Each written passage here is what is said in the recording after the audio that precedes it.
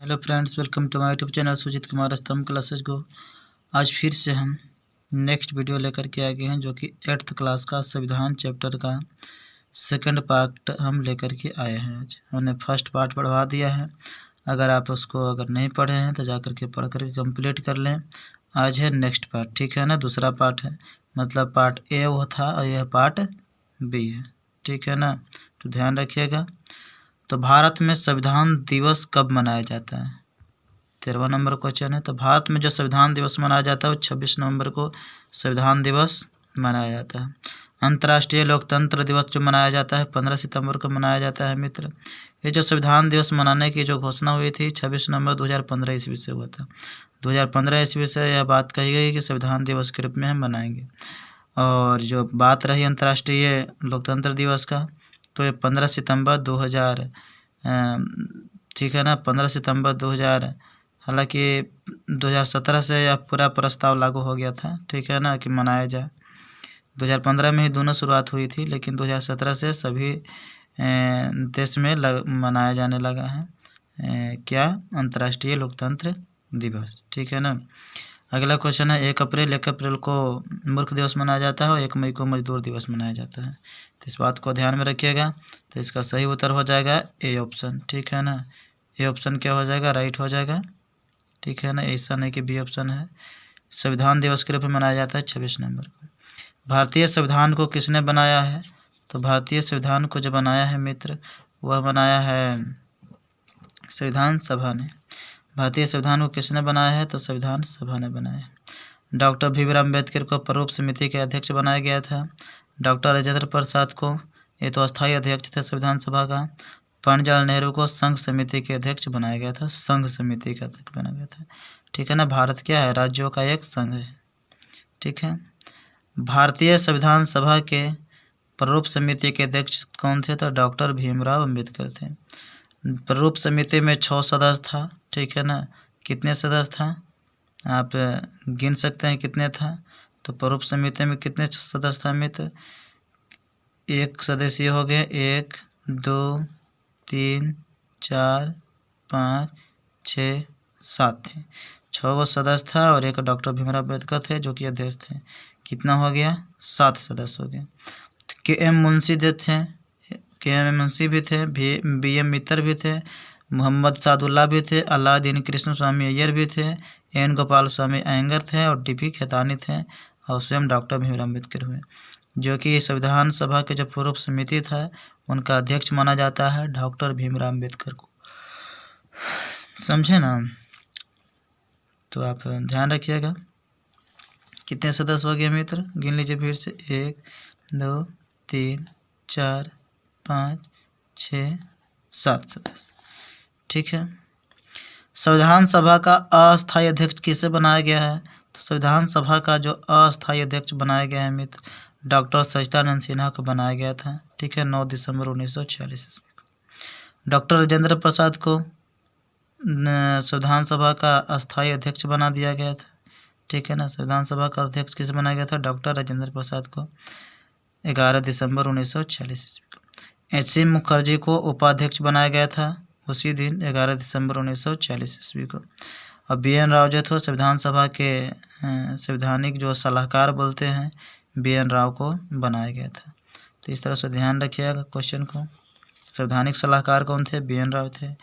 अस्थायी अध्यक्ष कौन थे? सच्चिदानंद सिन्हा। अस्थायी अध्यक्ष कौन थे? डॉक्टर राजेंद्र प्रसाद। अस्थायी उपाध्यक्ष कौन थे? तो मुखर्जी थे, एच.सी. मुखर्जी। संविधान सभा का अस्थायी अध्यक्ष किसे बनाया गया था? तो अस्थायी डॉक्टर राजेंद्र प्रसाद को बनाया गया था। सरदार वल्लभ भाई पटेल तो ये तो प्रांतीय सभा के अध्यक्ष हुए। पंडित जवाहरलाल नेहरू जो थे, पंडित जवाहरलाल नेहरू जो थे मित्र, यह थे, अगर मैं बात करूं तो चाचा नेहरू के नाम से जिन्हें जाना जाता है, तो हम बोल सकते हैं कि जो पंडित जवाहरलाल नेहरू थे ये संघ समिति का क्या थे, ये अध्यक्ष मान सकते हैं, ठीक है ना। पंडित जवाहरलाल नेहरू को क्या कर सकते हैं? संघ समिति के अध्यक्ष हम कर सकते हैं। और जे.पी. कृपलानी थे क्या मित्र? जे.पी. कृपलानी जो थे मौलिक अधिकार की उप समिति के अध्यक्ष मान सकते हो, समझे कि नहीं। तो आगे बढ़ते हैं। भारतीय संविधान के पिता जनक या आधुनिक मैन किसको कहा गया है? तो भारतीय संविधान के जो इसको पिता कहा गया डॉक्टर भीमराव अम्बेडकर को, चाहे तो भारतीय संविधान के जनक को हो भीमराव अम्बेडकर को, चाहे आधुनिक मैन के नाम से जाना जाता है भारतीय संविधान के जो आधुनिक मैन है डॉक्टर भीमराव अम्बेडकर है। सुकुमार सेन क्या थे मित्र? निर्वाचन आयोग जब बना था तो उसका प्रथम अध्यक्ष बने थे, ठीक है ना। सुभाष चंद्र बोस के बारे में आप जानते हैं मित्र कि सुभाष चंद्र बोस ने क्या किया था हमारे लिए, और बेचारे 1945 ईस्वी की मृत्यु भी हो गई थी, ठीक है। भारतीय संविधान के कुंजी किसे कहा गया है? तो भारतीय संविधान के कुंजी जो कहा गया है मित्र, वह कहा गया है प्रस्तावना को। किसे कहा गया है? प्रस्तावना। भारतीय संविधान के कुंजी किसे कहा गया है? प्रस्तावना को कहा गया, ठीक है। संविधान सभा को नहीं। तो भारतीय संविधान को किसने बनाया था? संविधान सभा ने बनाया। भारतीय संविधान की कुंजी किसे कहा जाता है? प्रस्तावना को। चंद्रशेखर आज़ाद को नहीं। चंद्रशेखर आज़ाद एक ऐसे व्यक्ति थे मित्र जिन्होंने अंग्रेजों के हाथे नहीं मरा, स्वयं अपने आप गोली मार लिए थे, ठीक है ना। जब इन्हीं के साथी ने धोखा दे दिया था मित्र कि चंद्रशेखर आज़ाद यहाँ है, ठीक है ना, अल्फ्रेड पार्क में है, तो अंग्रेज़ सरकार के जो पुलिसकर्मी थी वो आकर के इन्हें दूर से देखा तो इन्होंने छिप करके स्वयं अपने आप, हालांकि जितना बुलेट था तो उतना आत्मरक्षा के लिए 5-6 व्यक्ति को मारे और एक बुलेट जो था अपने भेजा में उतार लिए। फिर भी ऑफिसर को लगता था, पुलिस ऑफिसर को लगता था कि ये व्यक्ति कहीं मार सकता है हमको, ठीक है ना।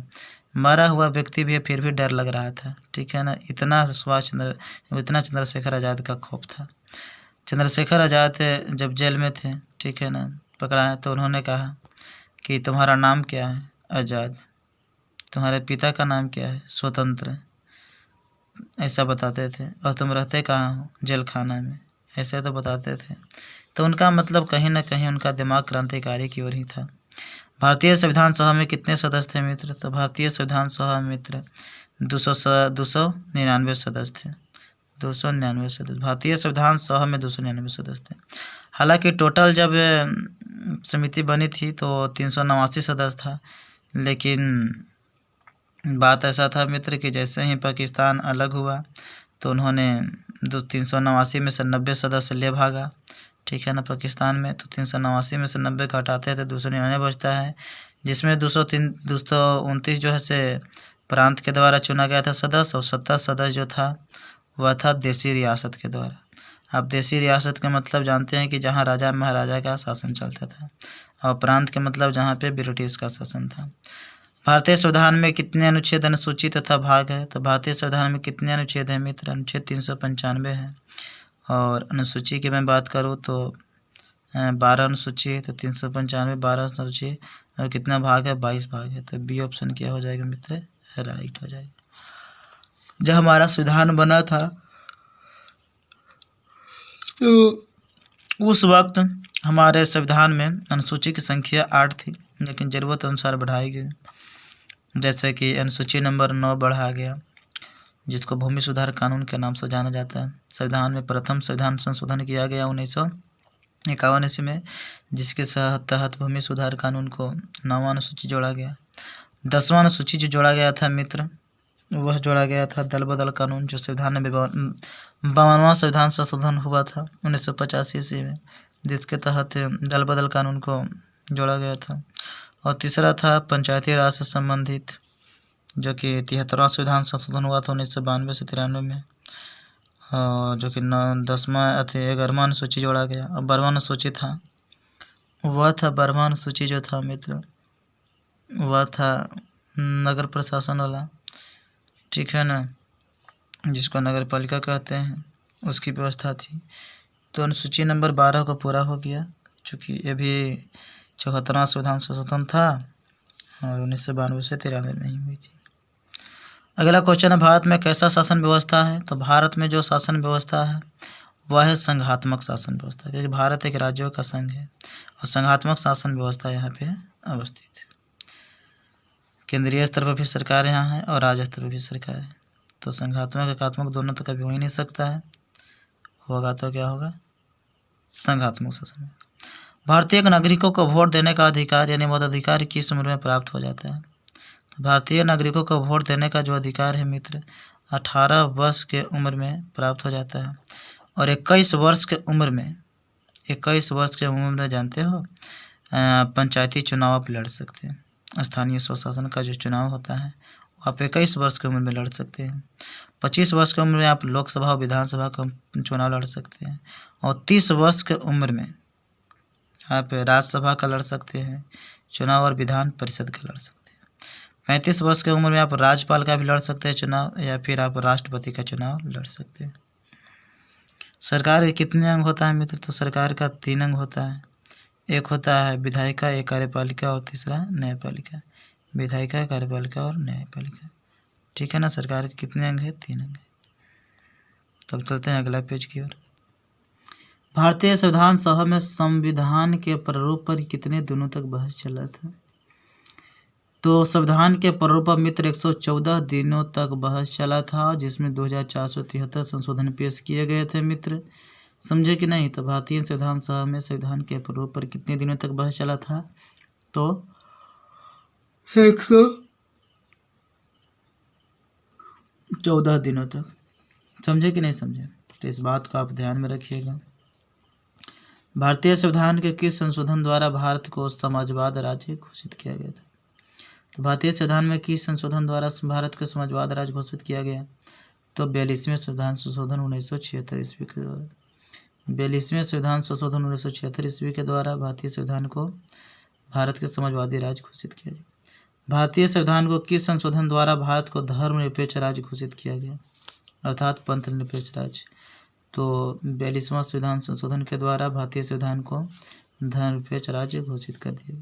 44वें संविधान संशोधन के द्वारा तो मित्र संपत्ति के अधिकार जो है उसको मौलिक अधिकार से हटा करके अनुच्छेद नंबर 300 के क्रम में एक कानूनी अधिकार के रूप में खाली रख दिया गया। ठीक है। पहला संविधान संशोधन 1951 के द्वारा भूमि सुधार कानून को अनुसूची नंबर 9 जोड़ा गया। 52वां संविधान संशोधन 1985 में हुई थी, जिसके तहत दल बदल कानून को जोड़ा गया था। 73वां में 74वां संविधान संशोधन जो अनुसूची नंबर 10 और 11 जोड़ा गया था, अथवा 11 और 12 जोड़ा गया था। यह क्या था? पंचायती राज और नगर प्रशासन। बाकी इसमें ऑप्शन जो था 44वां बतलाए दिए थे। 86वां संविधान संशोधन जो 2002 था, इसी के द्वारा प्राथमिक शिक्षा के अधिकार अधिनियम बना और 1 अप्रैल 2010 ईस्वी को पूरे देश में लागू कर दिया गया, जिसके तहत 6 से 14 वर्ष तक सभी बालक एवं बालिकाओं को मुफ्त में शिक्षा दिया जाए। इस तरह की बातें थी। ठीक है ना। निम्नलिखित में से कौन लोकतंत्र का आधार नहीं? तो पंथ निरपेक्षता, समानता, स्वतंत्रता, अस्पृश्यता। तो कौन लोकतंत्र का आधार नहीं है मित्र? तो पंथ निरपेक्षता है या समानता या स्वतंत्रता या अस्पृश्यता है? तो लोकतंत्र का जो आधार नहीं है इसमें पंथ निरपेक्षता है, समानता भी है, स्वतंत्रता भी है, लेकिन अस्पृश्यता नहीं होना चाहिए, छुआछूत नहीं होना चाहिए। ठीक है। निम्नलिखित में से कौन सा प्रावधान लोकतांत्रिक संविधान में नहीं होता है? निम्नलिखित से कौन सा प्रावधान लोकतांत्रिक संविधान में नहीं होता है? सरकार के अधिकार, सरकार के नागरिकों का अधिकार या शासकों का नाम? तो शासकों का नाम कभी नहीं हो सकता है। समझे कि नहीं? निम्नलिखित में से कौन सा प्रावधान लोकतांत्रिक संविधान में नहीं होता है? तो शासकों के नाम नहीं। नागरिक अधिकार मिलता है, सरकार के अधिकार मिलता है, सरकार के अंग है ना। सरकार के 3 अंग है, विधायिका, कार्यपालिका और न्यायपालिका। निम्नलिखित में से कौन भारतीय संविधान का लक्षण नहीं है? तो लोकतांत्रिक गणराज्य, संसदीय सरकार, एकात्मक शासन की स्वतंत्र न्यायपालिका। लोकतांत्रिक भारतीय संविधान का जो लक्षण है, लोकतांत्रिक गणराज्य भी है, स्वतंत्र न्यायपालिका भी है, संसदीय सरकार, एकात्मक शासन जो है ना नहीं। निम्नलिखित में से पंथ निरपेक्ष राज्य का सही अर्थ क्या है? नागरिकों के अपने धर्म पर रोक, सरकार की ओर से कोई धर्म नहीं मानने का प्रचार, पूजा पाठ तथा धार्मिक आचरण पर अंकुश, राज्य का कोई राज्य धर्म नहीं है। तो निम्नलिखित से पंथ निरपेक्ष राज्य का सही अर्थ क्या है? राज्य का कोई राज्य धर्म नहीं, राज्य का कोई राज्य धर्म नहीं। इनमें से कौन महिला संविधान सभा की सदस्य नहीं थी? तो इंदिरा गांधी नहीं थी, चूँकि सरोजिनी नायडू थी ही, विजयलक्ष्मी पंडित भी थी और जी दुर्गाबाई देशमुख भी थी। चूँकि संविधान सभा में 15 महिला शामिल हुई थी, जिसमें से आपको 3 का ऑप्शन दे रखा है, जिसमें इंदिरा गांधी नहीं थी। सिख धर्म मानने वाले अपने साथ 6 इंच का क्या रख सकते हैं? तो सिख धर्म मानने वाला जो व्यक्ति होता है मित्र, वो 6 इंच का कृपान रख सकते हैं, नहीं चाकू, न कलम, न मोबाइल। तो कृपान रख सकते हैं मित्र। सिख धर्म मानने वाले व्यक्ति अपने साथ 6 इंच का कृपान रख सकते हैं। समझे कि नहीं? ठीक है, तो हमने फर्स्ट चैप्टर से जो 8th क्लास का जो फर्स्ट चैप्टर था उससे हमने 33 क्वेश्चन तैयार किया है और हमने 33 क्वेश्चन हमने यूट्यूब पर डाल दी। आप इसको देख लीजिएगा अच्छी तरह से कि जय बार देखना है, जितना बार आप देख लीजिए और याद कर लीजिए। ठीक है ना? आप कहीं भी एग्ज़ाम देने जाइएगा तो ऐसे ऐसे क्वेश्चन अक्सर टच करते रहते हैं। ठीक है ना? पूछा जाता है आमतौर पर। तो इस तरह से अगर आपको याद रहेगा तो कंपटीशन देने में आसानी होगी। तो ये सब क्वेश्चन को याद रखना बहुत ज़्यादा ज़रूरी होती है, कंपलसरी होती है, जो कि आना चाहिए, है ना? लापरवाही नहीं करना चाहिए। 6ठा क्लास से और अगर आप पढ़ते हैं 6ठा क्लास, 7वां क्लास, 8वां क्लास, 9वां, 10वां, 11वां, 12वां का क्वेश्चन अगर याद रहता है तो आपके लिए बहुत ही बेनिफिट होगा। समझे कि नहीं? बहुत फ़ायदेमंद होगा। तो इस तरह से अगर अच्छा लगता है तो लाइक कीजिए, शेयर कीजिए, सब्सक्राइब कीजिए और लोगों तक फैलाने की कोशिश कीजिए ताकि हमारा चैनल और आपका चैनल काफ़ी विकास कर सके और सभी लोगों तक इस तरह के क्वालिटी पहुंच सके, है ना? याद किया जा सकते। ठीक है ना? बिल्कुल एक अच्छे कंटेंट दिया जा रहा है। कोई भी कंटेंट इस तरह से नहीं दिया जा रहा है जो कि फालतू है, बल्कि बिल्कुल 100% सत्य। ठीक है ना? हम क्वेश्चन जो है से हाथ से लिख कर इसलिए बना कर देते हैं आपको टिक मार करके, क्योंकि टाइपिंग कराने में बार बार मुझे देखना रहता है, कभी इधर एरर हो गया, कभी इधर एरर हो गया, है ना? और इसमें रहेगा कि आपको 100% सत्य रहेगा और हम बनाए और पढ़ करके बता रहे हैं। तो जहाँ भी अगर कहीं अगर ऑप्शन छूटा है या गलती रह गया है तो हम ऑप्शन दे भी देते हैं या फिर गलतियों को सुधार। तो इसलिए आप घबराइएगा नहीं कि इलेक्ट्रॉनिक बोर्ड पर आप क्यों नहीं प्रिंटिंग करवा के हम लोग पढ़ा रहे हैं। देखिए मेरे पास जितनी शक्ति है उतनी के अनुसार आपको कंटेंट दे रहा हूँ, क्योंकि दिमाग में इलेक्ट्रॉनिक बोर्ड नहीं रहेगी, बल्कि आपके यहाँ जो कंटेंट रहेगा, मटेरियल रहेगा, वही दिमाग में रहेगी। और मेन मुद्दा यही है कि आप ज्ञान को अपने दिमाग में रख लीजिए, नहीं कि इलेक्ट्रॉनिक बोर्ड। क्योंकि इलेक्ट्रॉनिक बोर्ड पर आप पढ़िएगा, लगेगा कि अच्छा लगेगा, है ना, देखने में, लेकिन आप खुद ज़्यादातर आपको क्वालिटी की ओर देना चाहिए ध्यान। क्योंकि हम लोग विद्यार्थी हैं, लुक्स की ओर नहीं, हम लोग बुक्स की ओर ध्यान देते हैं। समझिए कि नहीं? Thank you for watching video. एक बात और ध्यान रखिए, अगर हमारा टेलीग्राम चैनल ज्वाइन हो जाना चाहते हैं तो टेलीग्राम पर आप सर्च कीजिए सुजीत कुमार स्तंभ क्लासेज को, तो आपको मिल जाएगा। ठीक है ना? ठीक है, तो ध्यान रखिएगा और ज्वाइन हो जाइएगा। नीचे ज्वाइन का रहेगा ऑप्शन, तभी आपको फ़ायदा मिलेगी, वहाँ PDF आपको मिल